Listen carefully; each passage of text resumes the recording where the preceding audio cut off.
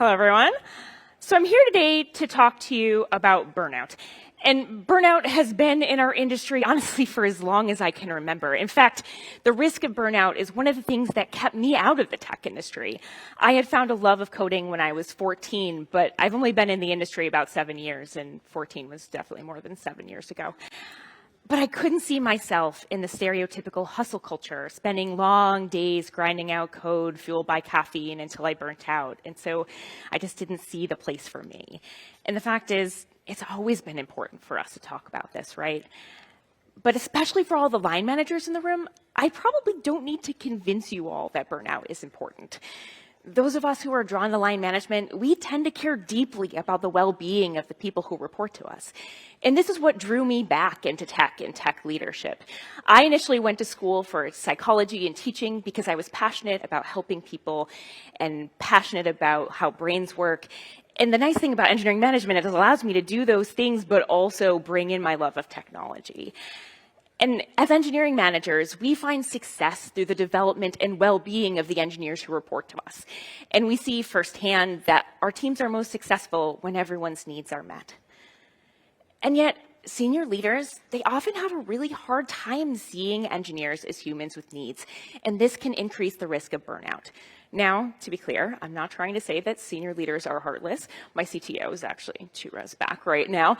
But what I want to say is, as you move further up from line management, you're focused on the needs of the business. You're looking at the big picture. You're looking at success from the high-level perspective. And it's easy to lose the connection between finding success and understanding the impact of the means by which you achieve the success. And as line managers, we feel this disconnect the most. We understand the needs of the individuals on our team and the importance of supporting them, but it can be difficult to convince senior leadership that praising that hero engineer or overworking to meet a deadline is not the way. Now is 2023, and this tension has reached a breaking point. We have pressure on our teams to be efficient and on managers, on all of us to prove it. Our teams are smaller with higher pressure to deliver. Another engineering manager I know recently heard from a senior leader that, quote, "We don't have time to invest in people and process right now." And the fact is, our senior leaders, they're concerned about prioritization, they're concerned about efficiency, and they're focused on the short term over long-term strategy because they have to be in this time.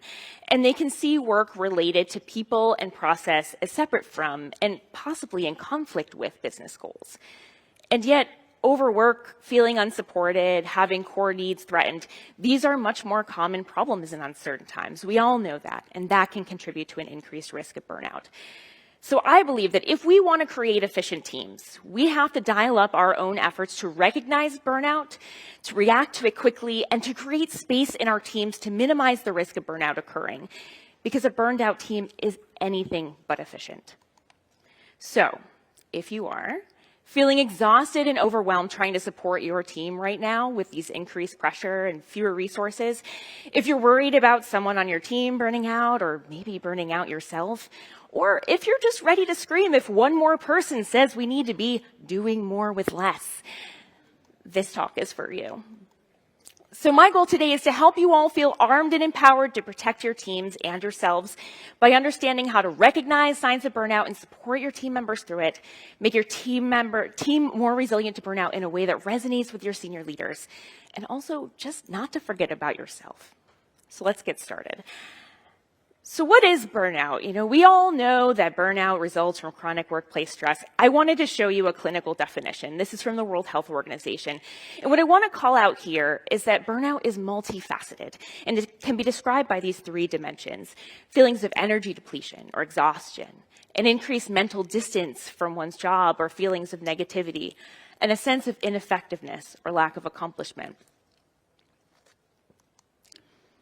And if you're sitting here thinking, wow, that feels a lot like me, you're not alone, because a study by Yerbo about the state of burnout in tech found that 42.1% of tech employees are working under a high risk of burnout. That's really scary. And someone who is at high risk of burnout can dramatically impact team efficiency. There's less collaboration and teamwork due to their exhaustion and mental distance. Their negativity can permeate team interactions, bringing others on the team down who are otherwise doing okay. And we can't forget about the increased risk of attrition. In that same Yearbow study I mentioned, 42% of those tech workers with a high burnout risk said they wanted to leave their company in the next 6 months. And keep in mind, with the way things are right now, they may not be able to leave, which can cause further frustration that impacts our teams.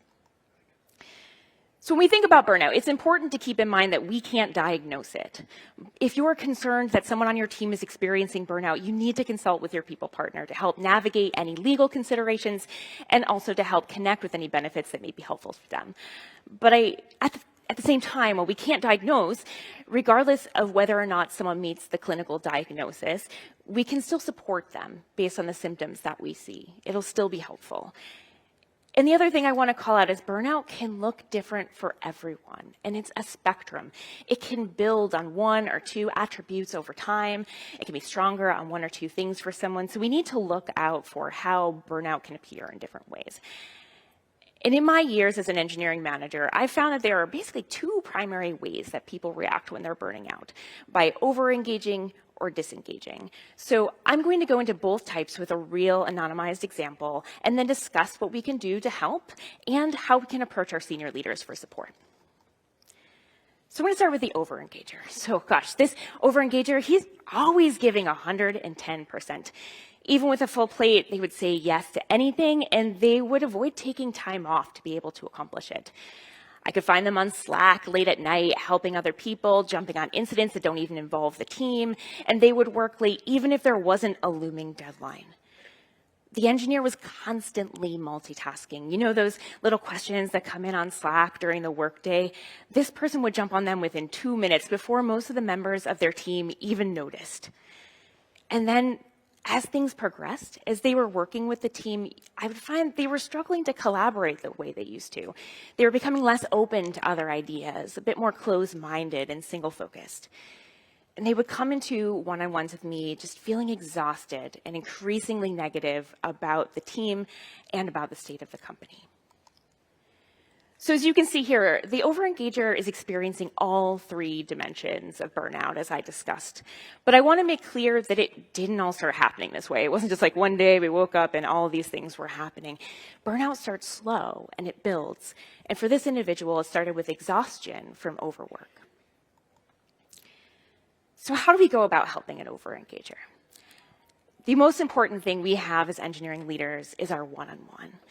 And it's important that we use that time to bring our observations up early, before they're even problematic. The moment you see something that doesn't seem quite right, that's a time to talk to that individual. And it's important to make it a coaching conversation. Ask open-ended questions, like some of the ones I have listed on this slide. You need to listen and let them take the lead. It can be really easy for us to jump to solutions, but we may not even understand the problem. So by listening and letting the individual identify their own needs, we can help see success. But that said, sometimes when you're burnt out, it can be really difficult to see how to get yourself out of it. And so here are some tools for your toolbox as a manager. Now, I'm not going to go through all these today, so if you're the cell phone, take a picture of the slide. This might be a good one. But a couple I'm going to bring up for you. In terms of exhaustion, I want to call out helping to make space for them to take time off. I think this is something that most of us would turn to, right? Like, oh, you're seeming a little exhausted, take some time to recover. But what I really want to point out here is that a vacation is not going to cure burnout. It's going to give them the space that they need to get some mental clarity. But when they come back, you need to make sure that you're having the right conversations around what caused their feelings to begin with, so it doesn't become a perpetual cycle. Also, setting clear expectations about response time. The over-engager tends to be someone who might have a different internal clock from everyone else on the team. They may think that the acceptable response time is far sooner than that what you think or what others on the team think. And sometimes making this visible, like stating it out loud, putting it in writing on the team about the expectations for response time, can allow the over-engager to take a step back, let the rest of the team jump in, and provide that space safely. In terms of their mental distance, having a conversation about their career goals and values, and helping to tie the work back to that. When you get disconnected from your work, it starts to feel like nothing is really making sense anymore, and connecting it back to what's important to that person can be extremely valuable. And in terms of the ineffectiveness, minimizing multitasking. So multitasking can make important work take longer to complete. And it doesn't always feel like you're getting that much accomplished in a day because you're working a little and then you're jumping on Slack and you are helping people, but those things don't feel as impactful as the work that you were actually trying to get done, and it can lead them to feel ineffective. So when it comes to approaching senior leadership about the overengager, if you walk up to a senior leader and you tell them that your hardest working engineer needs to go take some time off right now, and they're focused on that short-term success, it's probably not going to go over very well, right? It feels like a threat to the goals of the company. So here we need to tie things back to business goals. Back up the negative impacts of this individual up with data if you can. Like, are you seeing the team's velocity dropping? Or is that personal velocity maybe staying the same, but it's taking more hours that you're not seeing at the end of the night to get work done? Can you speak to the immediate risks to the business if the person doesn't get the time off? Can you speak to the impacts of the team and try to quantify it in some way? And also think about how you can work with the team to minimize the impact of that engineer stepping away. And I have a resiliency strategy I'll discuss in a bit that may help with creating some space. Now let's take a look at the disengager. And I have another real-world example for you. This engineer started to need more sick time than they used to. They were often late for meetings. They were less responsive to messages compared to their team, less available to collaborate. And in a virtual meeting, they would usually keep their camera off, and they weren't participating as much. Their tasks were taking an excessively long time, and they would come into stand-ups with some vague updates. They were almost done for several days in a row. And other team members were growing frustrated, and particularly frustrated that this team member wasn't reaching out for support. In one-on-ones, they were so apologetic. They understood that they weren't performing where they wanted to be, but they felt trapped and they didn't know what to do. So again, this individual is showing all three attributes of burnout, but it's harder to notice. It's more subtle, and it's more commonly dismissed as quiet quitting or someone who's just underperforming. But it's important to recognize these are still signs of burnout. They're just reacting differently than an overengager. And if we can get to the root of their stress, we can usually help their performance improve. So, helping this disengager, again, you need to leverage your one-on-one. Same thing, bring it up early, make it a coaching conversation. But one thing that I want to call out that's really important is to be careful about how you're delivering the message about underperformance. So often the disengager is actually underperforming. You obviously want to see some change there, and you need to be honest and upfront about it. But if this person is feeling like they're ineffective, you coming to them and focusing on their underperformance could actually just perpetuate those feelings and make it difficult for them to get out of it. So I find it's much more successful to talk to someone by coming from a place of believing in their capabilities, being curious, and wanting to help unblock them first and foremost. Make yourself a partner, and then you can find that person towards better results. All right, so in terms of your toolbox of some things that could help this disengager, again, I'm just going to call out a couple things here. One, in terms of the mental distance, chat with others on your team about checking in with this engineer more frequently. Now, it's more than likely that the people on the team are coming to you already and saying that this is a problem. But what I've found is that they usually expect the disengager to reach out to them when they need something. And that can lead to there being less connection to the rest of the team. Encouraging the rest of your team to be more supported by reaching out proactively can actually help to bring that person back in. And then in terms of ineffectiveness, I wanted to call out the idea of ensuring that the team has high ticket quality, because this disengager is often someone who will end up spinning around in circles or digging down into rabbit holes. And ensuring that your work is well scoped, is clear, and well understood can help make sure that they don't fall into that trap. So how do we approach senior leadership about this disengager? A senior leader who's focused on efficiency, they might see this disengager as a weak link, as someone who's not meeting expectations. And so here, you need to focus on your plans for how you're going to measure improvement. I like meeting with these engineers more frequently and helping them set objective weekly goals that are in writing. These goals can often start simple to help get them some wins, and then we can build up over time, and we can document that success so we can see their improvement. All right, we just talked about how to help deal with burnout in the moment, but how do we make our teams more resilient to burnout? Here, we need to continue to support developer well-being. And I like focusing on the biceps framework. These are just the core needs that individuals have at work. It's belonging, improvement, choice, equality, predictability, and significance. Many of you have probably heard about this before. It's a framework developed by Paloma Medina, who is fabulous, and her website has great resources for you. So I encourage you to go check that out because she's definitely going to speak to it better than I would. But she has some great resources on both coaching and holding biceps check-ins. And what's great about having a framework like this is it allows team members to discuss their needs. Like a lot of times we don't really know what our needs are, but when we have a framework to help guide us, we can have some good conversations, and it allows the team to better support each other. We need to keep these core needs in mind while we deal with the pressure for increased efficiency, right? It's on us as leaders to manage this pressure and to ensure our teams can deliver. But how do we go about doing that? We keep hearing about doing more with less, but efficiency isn't about doing the same amount of work with fewer people. It's about impact with minimal effort. And Lena talked at length about what efficiency is. But I want to call out, like, if your team was just cut 20%, and the team is spending the same numbers of developer hours each week trying to get stuff done, that's not efficient at all, and it increases the risk of burnout. So instead, we need to focus on creating the most impact for the capacity we have.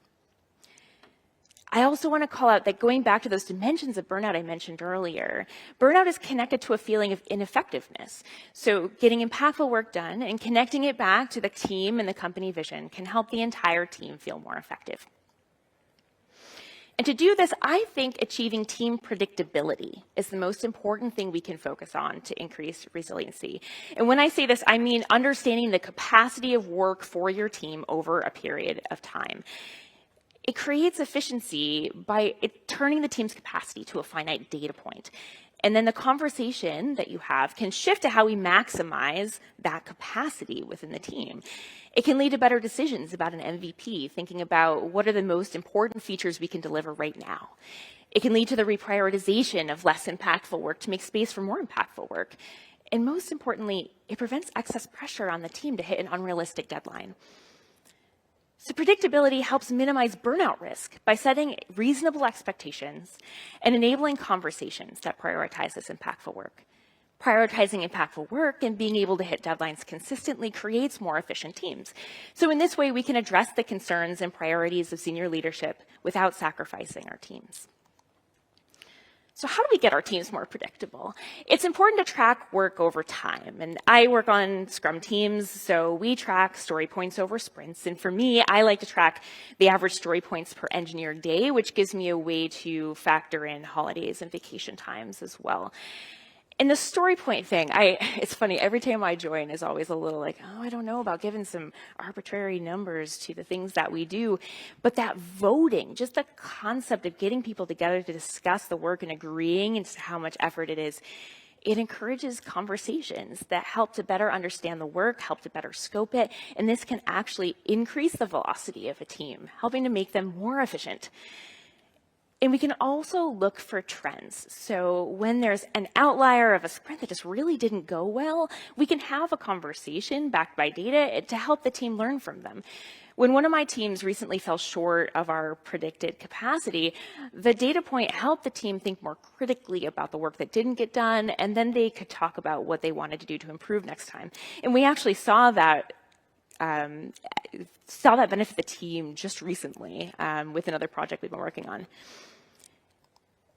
We also need to address the disruptions or escalations that get in the way.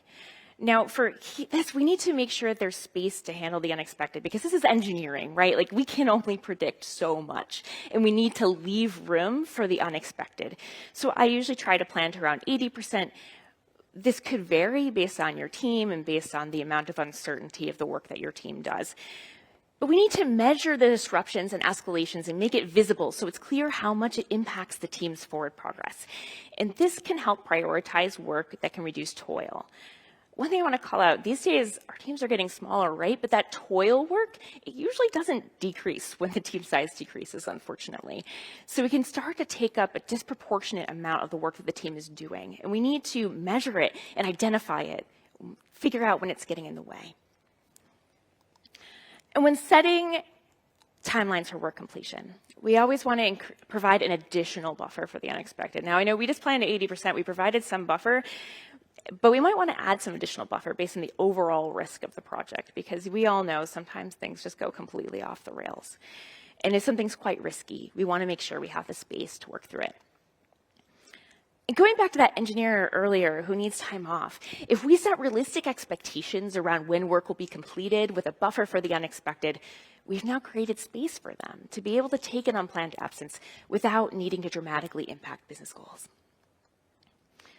All right, I've spent a lot of time today talking about our teams, but in order to support our teams, we also have to support ourselves. We shoulder a lot of the burden of our teams, increasing our burnout risk. And just like the structure of this talk, we tend to put ourselves last. So some quick strategies for you, and ones that I admittedly could do a little better at. One, find the things that recharge your capacity and make space for them. These things could be work-related or not, but block out the time on your calendar. It's easy for us to dismiss these things as not important, but this time is essential. You need to recharge and have more capacity for what tomorrow brings. Along these same lines, I would also say, if you're on Slack, mute your Slack notifications off hours. This is a tip that I've given to a few of the managers I work with. And it's hard. I know I work on teams that are across multiple time zones as well, but we need to create some space. And you can tell your team, if it's super important, they can bypass snoozing on a DM and get you online if you need it. But it can be so easy to get ourselves sucked back in, right? When we get that first message, suddenly we're checking all of it. Think about efficiency for yourself as well. What work can you prioritize that will have the most impact? I know I am currently somebody who, anything that comes my way, I kind of think everything is important, but sometimes you need to take a step back and be like, okay, what's the most impact that I can generate right now? Let me focus on just that one thing. What can wait, and what can you delegate? Because sometimes there are members of your team who can take on a little bit more, and they can help you through that moment. Also, most importantly, I would say you need to connect with your first team. And by that, I mean your peer leaders. They can be a great listening ear. They can help take some things off your plate, and they can help you brainstorm ways to handle your own work more efficiently. Now, if you're not lucky enough to have a great support network at work, look around you. You are surrounded by great leaders. And I know that some of us can be a little socially awkward, myself included. But as Inez and Tara mentioned this morning, make some friends. It's important to connect. You can take advantage of the mixer after this and touch base with those people regularly. Set up recurring Zoom chat. At Circle CI, the engineering managers get together and chat once a week, but even with the groups outside, set up a time, put it on your calendar. I still connect quarterly with a peer group of an engineering leadership course that I took 6 years ago, and I still find it so valuable. So, to summarize, burnout's one of the biggest risks to creating more efficient teams, and it's on us as leaders to address it. Burnout presents itself in different ways. It can involve over-engaging or under-engaging, and it's important to bring it up early in one-on-ones, create a plan, and address the concerns of senior leadership by tying plans back to business goals and risks. To create more resilient teams, we can support developer well-being through regular conversations and check-ins, and focus on achieving team predictability to turn capacity into a finite data point. This will help facilitate conversations around maximizing the impact of the team's capacity and allows us to set reasonable expectations for the team to protect the team from burnout. And finally, we can protect ourselves from burnout by prioritizing the most impactful work, including the time we need to recharge our capacity, and by leaning on our peers. So with that, I have more resources on my website if you'd like. Thank you very much.